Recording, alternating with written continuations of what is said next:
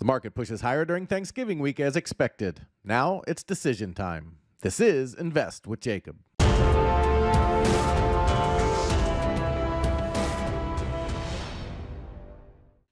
Okay, guys, so as I told you all of last week, Thanksgiving week is traditionally bullish on low volume and the market drifts higher, and that's exactly what we saw as the market moved up. But now we're reaching key resistance and it's decision time. I'll get into that in just 1 second. But first, if you're new here, welcome to the show, guys. My name is Jacob Gabbard, and this is Invest with Jacob, where we use Elliott Wave Theory to break down the SP 500 and the NASDAQ. I highly encourage you to hit that subscribe button down below so that you can get our daily S&P updates, our trade setups, and our buy alerts. All right, guys, with the market moving higher, let's jump into the chart and take a look. Okay, guys, so here we are on the daily futures chart for the S&P 500. And if you've been following for any amount of time, one, you know that on Mondays I do big picture overviews, and two, you'll know that we're tracking two counts, and we have been for a while because these counts take a while to play out. So we are tracking two different counts, and there is a bearish and bullish count here, and we're really waiting for a pullback, which it does look like we're getting a little bit of a pullback. They still need to break support, which we'll talk about later when we zoom in, but it does look like they're trying to sell a little bit overnight here. Overall, what we're looking for, though, is one of two things. So if this is the bearish count, and that bearish count would be that this move down in October of 22 was a A wave, then you got this B wave here, and then you'd have a C wave down lower around the 3,200 to 3,000 area to complete the move down. If that's going to be the case, okay, then what we would look for is this was A down.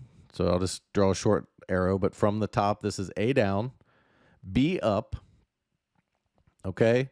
And then the C wave is a 5-wave structure. So we would start with a wave 1 right here, the bracketed red wave 1, as a leading diagonal. And when diagonals play out, they often retrace right to their origination point, which would be right up here. And so that's kind of what we're seeing here. So this is still a very valid wave 2, as long as it stays below this B wave high. If it's above this B wave high, the bulls are firmly in control, and we'd be looking toward the 4,900 plus area overall. Now, that doesn't mean we're going directly to 4,900 plus. It means that's the overall target, as you'll see as these patterns play out. So as we come up in wave 2, we would be looking for a pullback to break support, and you'll see what that means here when we drill in. But in essence, in the bearish count, this would be wave 2, and we'd be looking for a 5-wave move down. So 1, 2, 3, 4, 5 that comes down and tests this low. That would be wave 1 of 3. We look for a wave 2 of 3, and then a breakdown in 3 of 3 that would take us back to these lows. And then we look for a 4 or 5 after that, which would take us down toward the 3,200 to 3,000 areas. Now that's the bearish count, and that's if that plays out.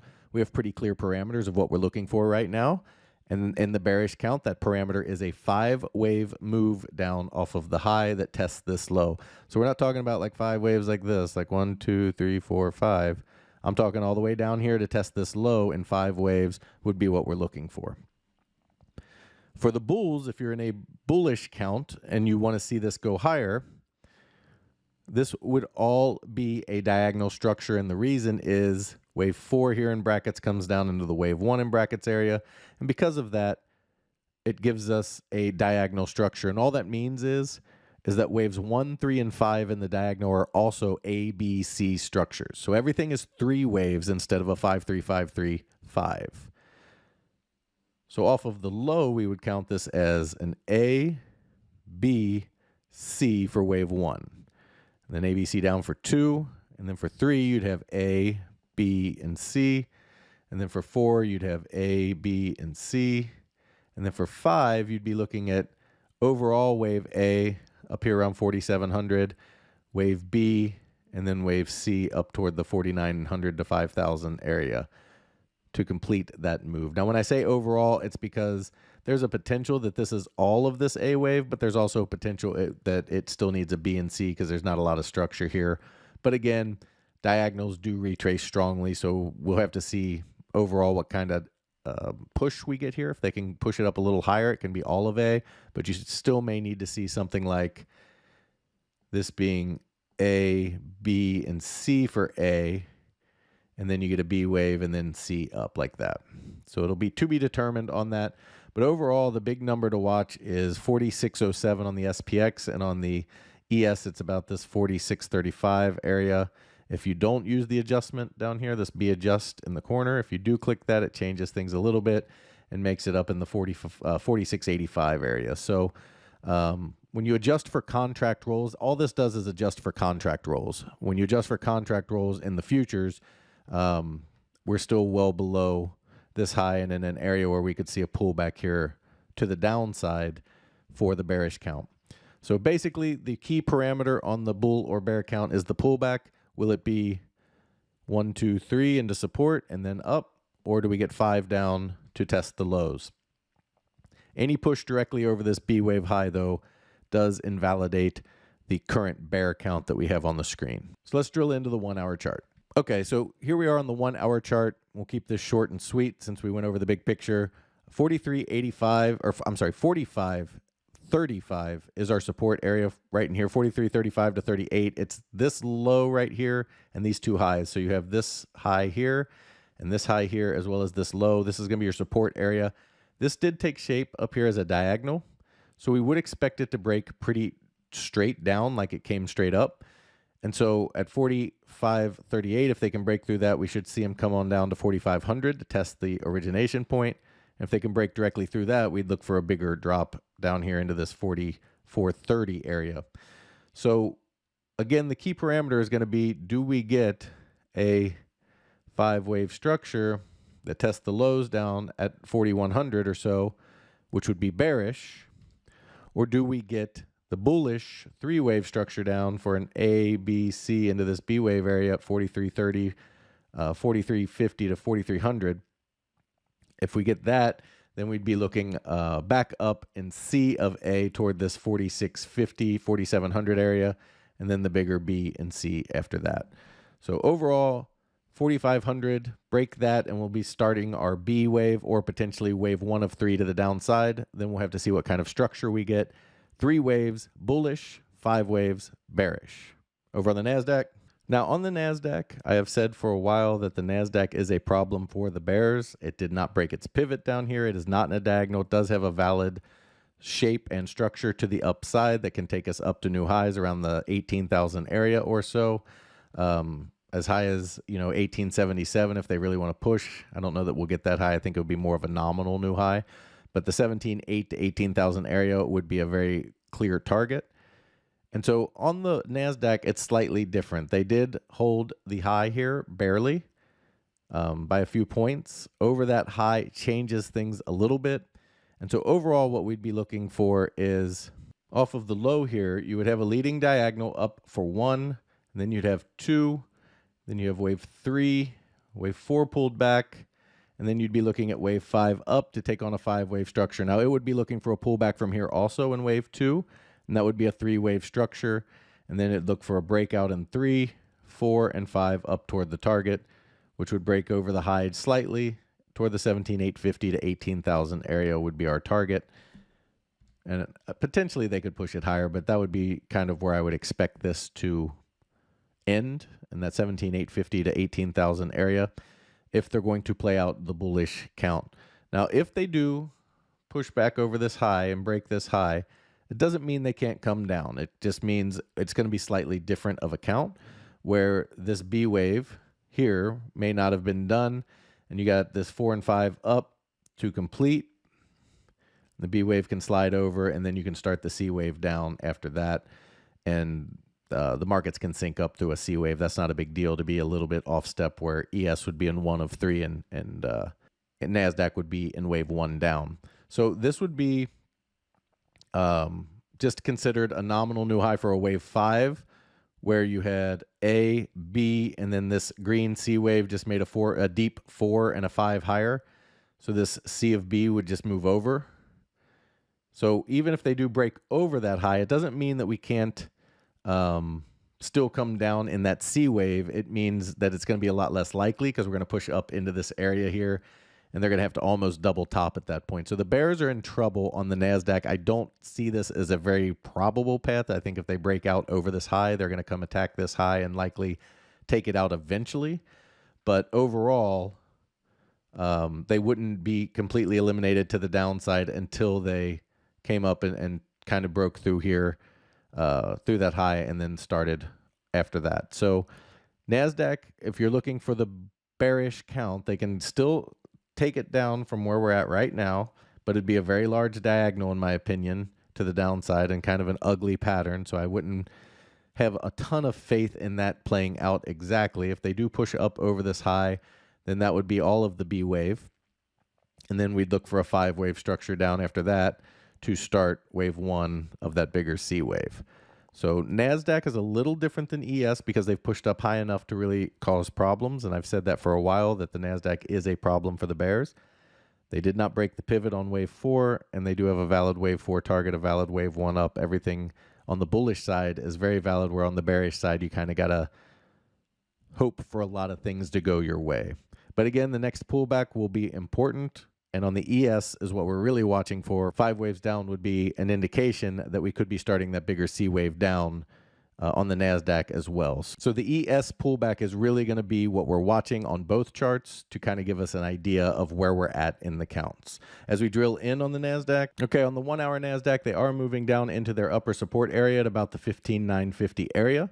They need to break down through 15,800 to get the ball rolling to the downside. And what we'd really be looking for on the NASDAQ is a 3-wave pullback in either case.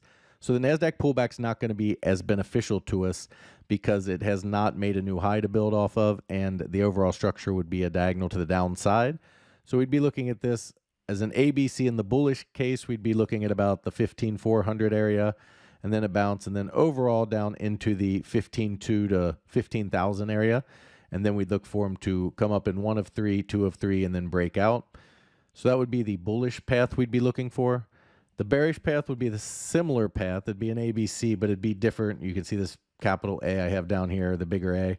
You'd be looking for an ABC that comes down and more like test these lows in this area, and then a bounce in B and a C wave that breaks these lows to get us started in a much bigger diagonal to the downside. So the NASDAQ's not quite as clear, which is why we want to see that ES pullback give us either 3 waves or 5 waves to kind of confirm where we're at and what we're looking at, which count we're in. As of right now, I lean toward the bulls because of the NASDAQ structure, because of the NASDAQ's price, and because the ES is push off of the low. So until the ES can prove to me that the bears can make a stand and give us 5 waves down, I do lean, and I say lean because, guys, I don't want you to think that I'm 100% bullish here. I'm not. I'm probably 55, 45, 60, 40 at best to the bulls. I think it's a very crucial pullback here, and patience is warranted for most traders until we get that information. So that's kind of where we're at on the NASDAQ. Again, not as clear as ES, but we do have our structures and our targets, so we understand what we're looking for. And in the bigger sense, if they're going to fail, we'd look for a much bigger A wave than we would in the bullish sense. Guys, if you love the information that I put out in these videos and you want real-time market updates from me, you need to check out investwithjacob.com. There's a link down in the description. Go ahead and click that link. It'll take you right over to the webpage. Once you're there, check out our membership plans area. We have 2 incredible monthly plans, and they both come with a 7-day free trial because I want you to get in there. I want you to make sure you love it, become part of the trading team, and make sure it's a community that you want to be in before you ever spend a penny. You can cancel at any time. We also have our Elliott Wave for Beginners online course. This course is helping real traders make real money and finally understand the market in a way that makes sense. When you see bad news and the market goes higher, or good news and the market goes lower, it doesn't make a lot of sense. And that's because the news is not a predictor for the market. You have to understand key levels and what happens when they break and when they don't. And then you can understand why the market does what it does. It makes sense out of a market that's irrational. The course itself is 25 videos where I go over 3 sections. The introduction, where I go through your mindset and emotion, your expectations, the KISS method, and why Elliott Wave works. Your chart setup and tools, where I go through every tool you need to use along with Elliott Wave to confirm what you're seeing and make sure that you're seeing the correct tops, bottoms, turns, everything you're looking for. And the Elliott Wave for Beginners area, where I go through each of the waves, what they look like, what their failure points look like, how to measure them, how to find them, and how to use them so that you can make sense of a market that's irrational. The really cool thing is, if you don't want to pay the $67, I completely understand. It does come free with both monthly rooms. So if you join either one of these monthly rooms, you get Elliott Wave for Beginners for free. In my first room, the Invest with Jacob room, you get all of my real-time market updates, all of my buy and sell alerts, all of your Elliott Wave questions answered, a midday video where I go over exactly where we are in the counts and what to expect, as well as the Elliott Wave for Beginners course. We trade the SPY and the QQQ, and we swing and day trade, which means we trade quite often. However, if you're looking for futures trading, individual stocks, and advanced training, you need to check out PT's Throne Room. In there, you get everything you get in the Invest with Jacob room, as well as futures trading, individual stocks, and PT's reduced risk binary method that absolutely crushes the market. He gets you in at a cheap price and gets you huge multiples on your money, and it's how he structures his trades. It's so unique. Something you really have to see to understand, and that's another reason we give you that 7-day free trial. He also started a challenge account where he put $4,000 into an account, trading mini ES futures, showing you how to build a small account into a large retirement or savings account. Guys, we would love to have you in these rooms so we can all make money together. All right, the key takeaways for today. We are looking for a pullback from this area. That doesn't mean they have to do it today, but we are looking for a pullback fairly soon. The bears need to step in, and we're getting a little extended to the upside. That pullback is going to tell the story. If it's 3 waves into that 4350 to 4300 area, we'd be looking for this B wave to hold and then see higher. If it's 5 waves down toward this 4120 area, then we'd be looking for much lower. Over on the NASDAQ, things aren't quite as clear. They've pushed up pretty high. The bulls are in control. They have a nice 5-wave structure to the upside.